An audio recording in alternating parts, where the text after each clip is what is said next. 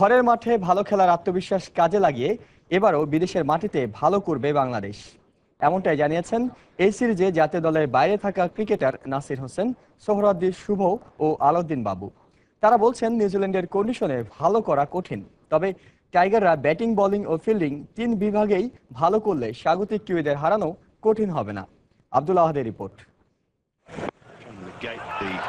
২৬ December একদিনের match দিয়ে শুরু হচ্ছে টাইগারদের নিউজিল্যান্ড মিশন।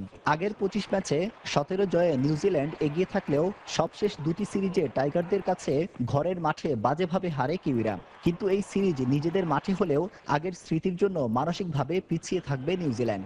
আর কন্ডিশন যতই প্রতিকূল থাকুক না কেন, নিউজিল্যান্ডকে হারানোর সক্ষমতা মাশরাফিদের আছে, এমনটাই মত নাসিরের। তবে ম্যাচ জয়ে টপ অর্ডার ব্যাটসম্যানদের বড় স্কোর করার পাশাপাশি ফিল্ডিংয়েও দুর্দান্ত কিছু করে দেখাতে হবে টাইগারদের।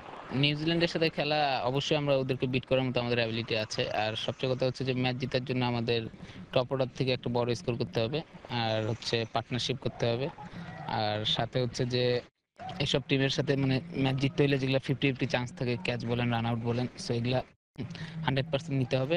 সোহরাওয়ার্দী শুভ মনে করেন অস্ট্রেলিয়ায় ক্যাম্প করায় কন্ডিশনের সাথে পরিচিত হয়ে গেছে টাইগাররা। মাশরাফি, মুস্তাফিজ, তাসকিন, রুবেলদের নিয়ে গড়া বাংলাদেশের পেস আক্রমণ নিউজিল্যান্ডের বাউন্সি উইকেটেও আলো ছড়াবে।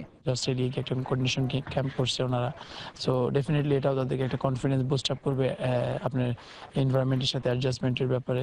ডেফিনেটলি আমি মনে করি যে অবশ্যই বাংলাদেশ ভালো কিছু করবে এবার।